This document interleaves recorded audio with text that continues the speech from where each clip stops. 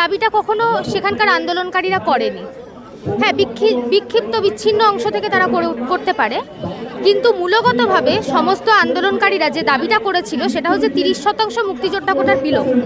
এর আগেও যখন 2017 সালে আন্দোলন হয়েছে তখনও বাংলাদেশের প্রধানমন্ত্রী শেখ হাসিনা তিনি সেখানকার সংসদ ভবনে দাঁড়িয়ে একটি উটকো মন্তব্য করে সমস্ত কোটা বিলোপ করে দিয়েছিলেন, যে কোনো কোটাই আর থাকবে না। এবারও মনে হয় আন্দোলনকে ভেঙে দেওয়ার জন্যই এক প্রকার সুপ্রিম কোর্ট এরকম একটা রায় দিয়েছে। শুধু নারী কোটা বলে নয়, বাংলাদেশে 5% পাহাড়ি জনজাতির একটা কোটা ছিল।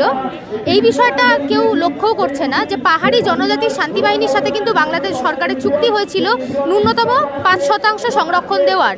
এই যে নয়া যে রায় দিয়েছে বাংলাদেশের সুপ্রিম কোর্ট, সেই রায় কিন্তু এই চুক্তিটাকেও ব্রিচ করা হয়েছে এবং এটা একেবারেই সেটা বাংলাদেশের স্বৈরতান্ত্রিক স্বরূপের কারণেই হয়েছে। এতে আমার মনে হয় না আন্দোলনকারীদের কোনো দায়